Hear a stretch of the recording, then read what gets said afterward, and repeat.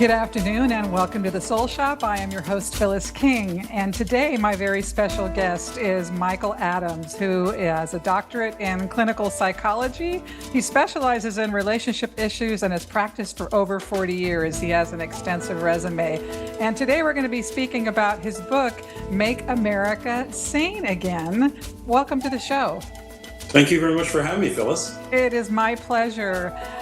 Before we dive into the wealth of your book, which I really enjoyed very much, very common sense, which I love, very straight to the point and easy to digest. I'm always fascinated to hear someone's story. You make a lot of references to family members in your book in a very positive way, which is refreshing, and their influence on you and their stories. But did you always think you were going to be a psychologist and do this work, or how did you become this person? Well, the backstory would be pretty quick. Came back into the United States from an immigrant family. Came in 1954, the last day Ellis Island was open in New York City. And as your listeners know and your viewers know, Ellis Island was the entry point for many millions of people from all over the world. Well, the very last day it was open in November 1954, my family came in from Europe. And my parents had endured World War II and all the suffering that involved occupation and that kind of thing. Grew up in a large European family, if you will, in New York, Long Island, on a farm. Oh. I worked hard, went to school, and then ended up going as an undergraduate to Stony Brook, State University Stony Brook in New York. Worked hard, got my education, became a philosophy major. And then I realized at one point, I said, Phyllis, philosophy is great, but can I make a living with it? So I became a double major, got psychology, went on to graduate school, completed my Ph.D. at the University of Miami, went up to Yale in Connecticut, came back to Florida, started a private practice, wrote a few books, did this, did that, and I've been very blessed with my career because I added it up. And as you read my book, I've done about 90,000 hours worth of therapy. So I've seen people go through all kinds of challenges in life, and I've been very blessed to help them, I hope. Yes. Well, I too feel that it's an honor to serve in that way. And I appreciate all the contributions you've made. But I was so curious too that you said after 9/11, you enrolled in the Army, enlisted? Yes, at the age of 49. And 9/11 was on a Tuesday, as we all know. But by that Friday, I decided, the troops are going to need a lot of help. So I joined the medical corps, but I didn't get in right away. I was 49, so I was a couple of years past the age limit for the medical corps. So I petitioned the Surgeon General of the Army at the Pentagon with a letter. I said, sir, listen, you're going to need me. And I'm a couple of years older than the limit. I said, but I'll work out, I'll get in shape, I'll do what needs to be done. And the Surgeon General granted me a waiver. So I went into the reserves for a few years and was honored to work with veterans primarily and talk about their experiences, their post-traumatic stress and what they've been through. And for me in my career, probably the richest years of my career serving in the military. Incredible. It's just a remarkable story. Okay. Well, I just was, just for my own personal curiosity, I'm always curious how people come to be who they are and how they make some of their choices. All right. So Make America Sane Again. Were we insane before? Let's put it this way. I'm going to answer the question by saying we were saner before. Okay. We've always had challenges. This country's always had challenges in various forms over the years, of course. And I think the spirit of America is we worked through those challenges as best we could. But I think what we're experiencing in contemporary America are challenges we've never experienced before. And you know this very well, and all your listeners and viewers know this. We're at a great divide right now.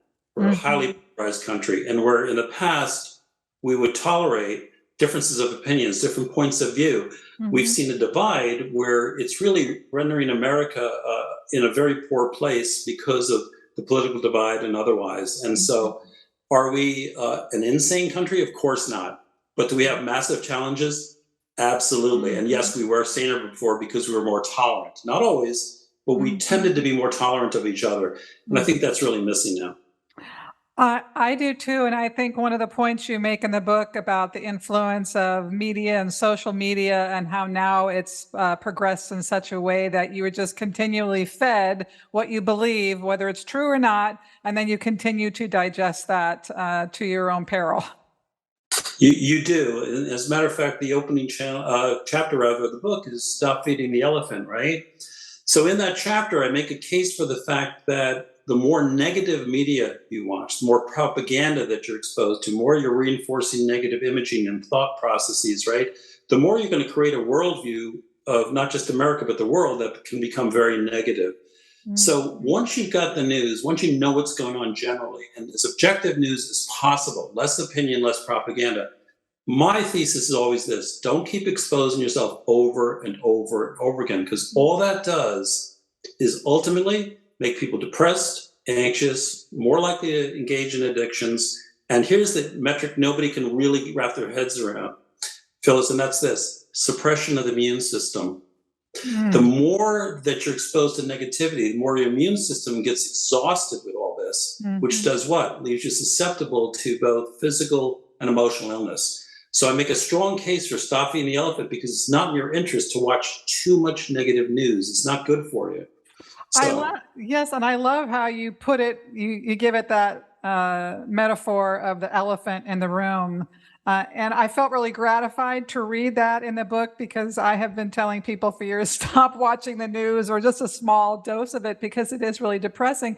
But we don't think about that component of actually influencing us physiologically.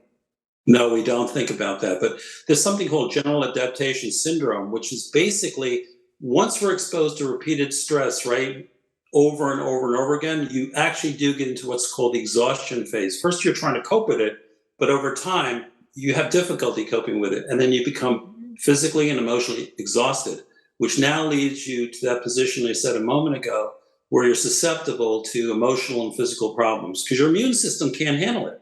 See, that's the thing. You know, you think you're just watching something that's benign. No, it's not. It's affecting your health, both mentally and physically. So all I say is, sure, watch the news, pay attention, but stay away from a lot of it too, because all it's doing is making you sick. And I think one of the primary themes in the book too really talks about self-awareness and speaks to personal responsibility. How do we cultivate self-awareness when I think it feels like people have gone to sleep and are really numb to the noise that is around in culture? I think that's very accurate. We have something in psychology called the observing ego, Phyllis, which is the ability to take a step back or two and look at how are we in the world? How do we interact with others? How do we think about things? How do we behave with people? How do we treat ourselves? That only comes with self-reflection. And we live in a very fast-paced world where we're completely distracted by other things. So it's critically important to take out a few minutes every day, whether it's the beginning of the day, end of your day, and think about yourself and how am I in the world? How did I behave today? What are my thought processes? And here's what's most important, Phyllis. Is this my own thinking process, or is this what I've been exposed to over and over again? I'm always intrigued with people when they start to sound like they're talking in sound bites. Is that really your thought? Or is that something you heard 35,000 times in the media? And if it's 35,000 times and you've heard it, I would challenge that and say, well, it's up to you to digest the information appropriately and be selective about what you're being exposed to and how you think. So you've got to take time out and do some of the heavy lifting. And you have to think about where you are in the world and how you're interacting with others. And most importantly, are you spreading positive energy to other people? Or are you contributing to negative energy out there? Because there's plenty of that. I'm always curious if people know the difference, because they seem to be very attached to their points of view, and they think it's somewhat righteous. Well, that's true. But you know, in my work, right, especially with couples, when couples come into my work, and I've heard one side of the story, if you will, before the other person comes in. If I wasn't trained, I might have a very skewed idea and say, this person coming in to the next appointment, the significant other, if you will, boy, this person sounds like a complete jerk. But guess what? They come in, they sit down, I hear their narrative, and now I start thinking, not so much. Maybe I'm getting a skewed view. So it's very, very important to try to expose ourselves to a 360-degree view of every problem, because there's, as we know, right, Phyllis, there's more than one side. Yes, of course. And you have the benefit of 90,000 hours or sessions or something to have witnessed people in all these various forms of and the whole spectrum of life experience. But how does the average person connect to their neighbor who is, diametrically opposed politically? Or how do you move the needle on that to say to have them garner self-awareness? How does that conversation begin? I think it starts with an invitation. I think the invitation is this: would you be willing to discuss this with me and have a conversation with Mhm. me? And if a lot of people aren't capable of a conversation, Phyllis, True, right? true. So the thing is, are you willing to talk to me about this and listen to me? Because I'm willing to listen to you. Mhm. Unfortunately, that's a little pie in the sky. Most people are not willing to tolerate because they get their back up very quickly. Mm. And as you know, listening is a skill and it takes energy, right? Mhm, If you're mhm. constantly in a defensive mode where what's being said to you, all you're doing is preparing your rebuttal, that's not a conversation. So it comes from a willingness to dialogue and to learn from each other. And it may not change your mind, you may not change the other person's mind, Mhm. but at least there'll be a sense of knowing, a sense of awareness, right? That you're willing to listen to the other person. In my work, I got to tell you, one of the key variables is if a person feels they're understood, that goes a long, long way to making them feel better. You may not agree with everything they say, but Mhm, felt understood, mhm, then you've won a really big battle. mhm. I have to say that's true. I've had an experience with someone in the political spectrum, dear friend, and we have it's taken us about a year to have the conversation, but we finally came to an understanding, as you said, and we have our friendship intact, and we just sort of stay off that subject for the most part because we'll never agree. So, And but yeah, it takes a lot. It takes maturity too. So, um, you talk a lot about the social isolation that came about from COVID and devices and us not coming together. And you spoke specifically about, you still wanted people in your office during 2020. So, can you say a little bit more about that and some ideas about how that's impacting us? And well, if you consider that up to 70% of communication between human beings is nonverbal, I gave people an option. I gave people an option. I said, look, we'll follow proper, careful procedures, but you're welcome to come into my office. You're going to be sitting about 7 feet away from me. If you're comfortable with me doing that, absolutely. Would you like me to wear a mask? I'll do it. If you need to wear a mask, that's fine with me. So we've got that option. You can come into my office, or we could do a telemedicine call, or we can do just a phone only call. I would say about 70, 80% of my clients, even during the worst of the pandemic, came into my office. mm, They wanted the face to face interaction. And fortunately, I got some OCD, so there's a little reveal. My obsessive compulsive is I start exactly on time and I finish exactly on time. So there's like nobody in the waiting room ever. And I tell them, listen, you show up on time, you're coming straight in, but you also have to leave after 50 minutes because somebody else is coming in.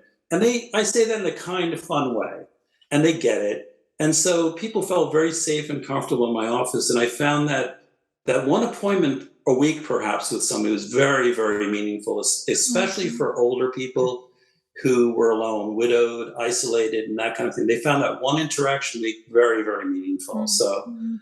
human interaction is critical. And it isn't the same. I mean, I continued with Zoom. Well, I was on Zoom before the COVID, but I think one of our first family events, maybe 6 months ago, where the family was finally comfortable hosting, maybe it was a wedding, something or other. I couldn't believe how great it felt to be around people. I hadn't even recognized my own deficit in terms of missing that interaction. Yeah, it's so basic. And Yeah.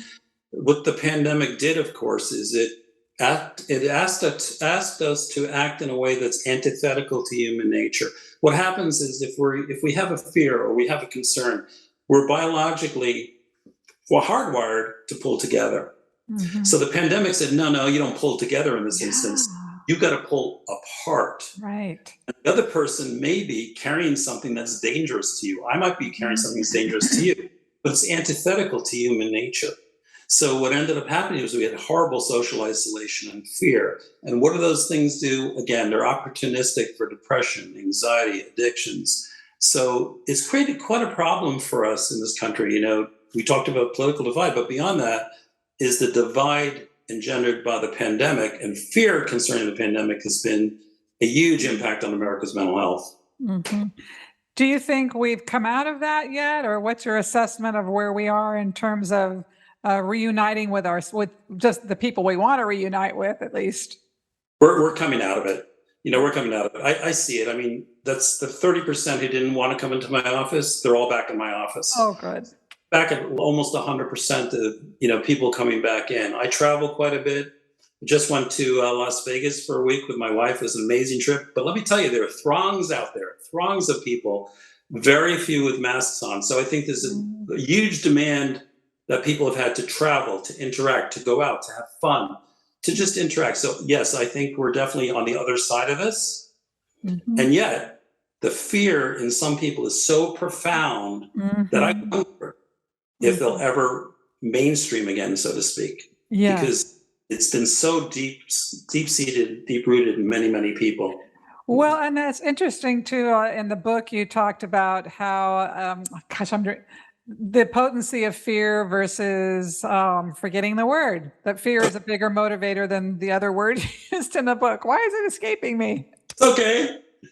No, fear is a great motivator to get you started to do something, but in excess is destructive. Yeah. It's like, when the alarm goes off. If the alarm goes off too long and too intense, all it's doing is degrading your ability to cope. That's all it's doing.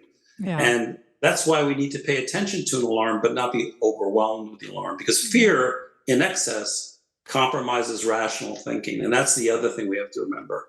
More fear, the less rational we are. Yeah.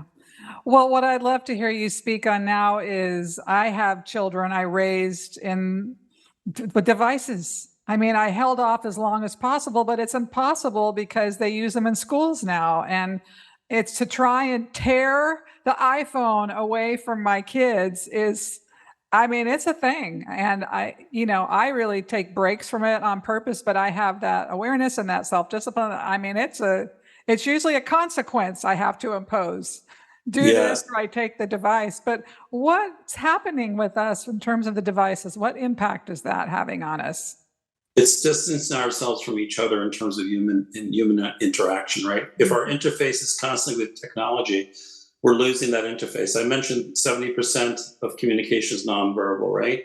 So if we segue to a world of just, internet relationships that are based on texting, emails, and that kind of a thing, we're losing the nuances of dealing with another human being. Now, this is particularly important for young kids and young adults because they're susceptible to technology like at least I wasn't growing up because we didn't have it. Listen, I'm still a victim of it too. I'm on the text and the email and this and that, but I don't play 30, 40 hours of video games a week. Right. And the thing is, we do have an epidemic of video game insanity in this country.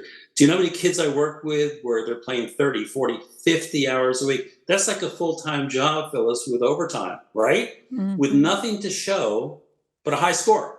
Now, those kids aren't going outside and playing around. They're not interacting with each other. They're not having fun in all four seasons. What they're doing is sitting in a chair getting fat. There, I said it. Childhood obesity is a huge problem in America. Fairness to you as a mom, okay? Turning back to you and what you're going through with your kids, that's ubiquitous. I see it all the time. It's very, very difficult to put the genie back in the bottle. So once kids have been on the iPhone, on the text, on the social media, playing video games, it's very difficult to pull them away from that. So what's the solution to that? It's like you said, you don't want it to be necessarily always a punishment, but I always believe that it starts early. So you almost have to tell kids at the smallest age, listen, you will be able to use the phone at some point, the iPad, the device, whatever, but you're going to be on a diet. You're going to get an hour to do that a day. It has to start early because it's very hard later on to pull that back. Well, in our house, we try to never have, you don't have it at the dinner table. You can't have it in the car when we're conversing. It's so, there's little things but it's still pulling teeth, I'm telling you. But it's interesting that once you extricate the device from their being, they start enjoying themselves. They find a different way and they don't miss it for a minute. They're happy to get back to it, that they find, oh, I can be happy without my device. But So, those that you're doing are good. Even say, look, hmm in the car, sorry, you're not going to be doing this. And at dinner, you're not going to be doing this. hmm And I think that's wise, because at least they're learning some boundaries around it, right? And they find other ways to entertain themselves, like you said. Well, I don't want to veer too far off from the book, but there is something that popped up in my mind when we were speaking, because I was thinking how my original justification for the phone was, well, I need you to be able to reach me in case there's a problem, et cetera, et cetera. But when I was little, I mean, we got home at dark. It's like my parents did not know where I was. They assumed I was somewhere in the neighborhood. Are we less safe? Is this irrational, or is it true that we need to be this, with our finger on our kids all the time? Look, I think it's very fair to say that we're less safe, but we're not catastrophically less safe. It's not as though, oh my gosh, I can't reach my kid right now. What the hell? They've been abducted or whatever. Of course, these horrible things happen. How can you deny that, right? But again, if the predominant response to that is fear, and by the way, you can project that fear to the kid, right? By saying, hey, you better have that phone. There could be some crazy out there. That makes the world a scary place, especially with young children, right? So, of course, there's an uptick in concern with violent acts, abductions. We all know this, right? But is it to the point where we're not like overreacting? And personally, professionally, I think we're overreacting. I can just tell you this. I had a client a couple of weeks ago. I can tell you this. And she said, I can't go out. And she's 32. I can't go out and meet a friend at a bar or restaurant. I said, why is that? She goes, because I could get shot. And I said, well, listen, the chances of you getting shot are very low. She goes, no, Dr. Adams, no, no, no, no, no, no. You don't understand. There's a high chance that I'll go to a bar or restaurant, my friend, I'm going to be shot, and who's going to take care of my dog? Now, this is the kind, and that's not an unstable person, by the way. So it's that kind of mentality that I witness out there, where people are overly fearful, overly scared. And unfortunately, we're doing ourselves a disservice by being controlled by that kind of fear. Yeah, definitely. Okay, so um, how do we address violence in America now that we're sort of dancing around that subject? Is there a way to address it? Yeah, if we understand what the basis of aggression is, it's always frustration. Okay, this model works. So in other words, if somebody's acting aggressively, whatever way, shape, or form, they have to be frustrated first. The frustration leads to aggression. So you have to get to the root of what that is. Okay, and that can vary person to person. But let's be realistic. When we see the uptick in violence, right? These horrible acts of violence, who are they perpetrated by? The vast majority are young males. That's who does it. All right. And we have to take a look at that straight on. But why are they doing this? Well, every story is different. But one thing I can tell you for sure, it's been studied over and over again, a long time. And that is that if you're exposed to violent acts through the media, through video games, through movies, whatever, you become desensitized. Mm. So you remember I was talking about these video games? Let's say some kid, a young man, is watching it 30, 40 hours a week, and all he's doing is destroying images that look like people, and they're pretty graphic at times. That desensitizes that brain to thinking, oh, you know what? It's just a game. I'm getting a score. It doesn't really mean that much. But that kind of exposure to violence makes somebody more like, not all kids, obviously, not all people, but it makes that person a little more likely, especially if they're unhinged, to be desensitized to where a mass shooting is a mass video game. Now that's crazy, right? Mm-hmm. But in the mind of some of these, and they're psychopaths, but in the mind of these psychopaths, it's like, you know what? I'm going for the high score. And that's crazy. Mm-hmm. But some of that is, as a result, a direct result of violence in the media and violence in video games. There's no question about that. It's been around forever. So, but in addition to you going about doing interviews and selling your book, I mean, do we need to get your book in schools? How do we get awareness to people to understand? That for me? Well, it's on my to-do list. Okay. Yay! How do we disseminate this information? How do we help people wake up? How does that happen?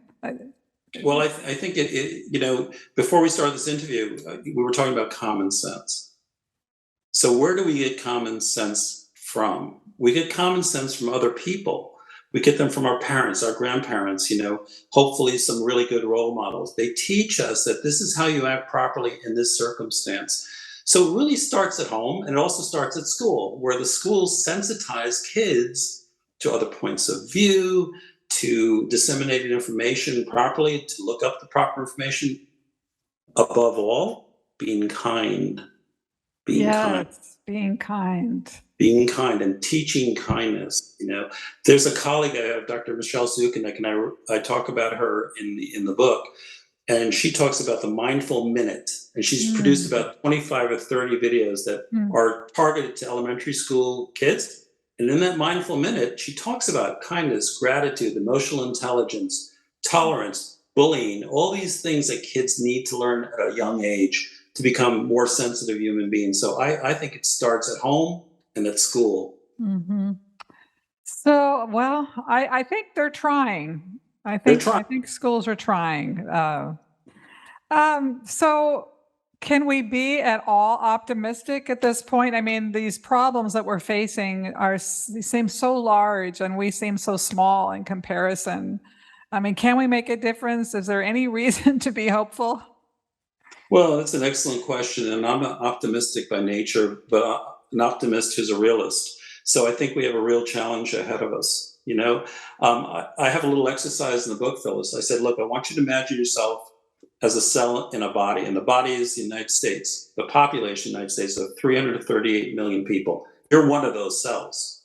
Now, what are you going to be? An inflammatory cell or a T cell? T cells are killer cells that help to control inflammation. What are you going to be? Are you going to be somebody who adds to the problem or tries to improve the situation? Now, you don't have to scale this. We don't have that kind of influence to scale people, on a government massive basis, right? But we do on an individual basis, people that we touch. We can try to be positive, optimistic people, and that will spread good energy. And I'm not a kumbaya, sit around a campfire, life is easy. I'm not that guy. But I do know that people who are positive and optimistic and try to spread that can make other people feel better, including themselves. So I would challenge your listeners and your viewers to say, hey, what kind of energy do I present into this world? That observing ego, is it positive energy? Or am I tuning in too much to the negativity out there? What can I do to be a little more positive? So we put the onus of responsibility back on the individual. Is it a challenge? Oh yeah, because that elephant, if we keep feeding it, it's going to convince us that everybody in America is nasty, everybody in America is this, but that's not true. If you go through the course of your day, Phyllis, isn't it true that most of the people you interact with are either neutral or nice? Most of them are, some aren't. But not everybody in America is terrible and rotten and we're falling apart. That's not true. It's just, that's not true. That's propaganda. Most people are good. That's my bias. Well, I've experienced the same. So I'm glad to hear that from someone with 90,000 hours, which is incredible. Well, the book is Make America Sane Again. Dr. Michael Adams, thank you so much for being here. I appreciate all that you do. Thank you so much, Phyllis. I appreciate it.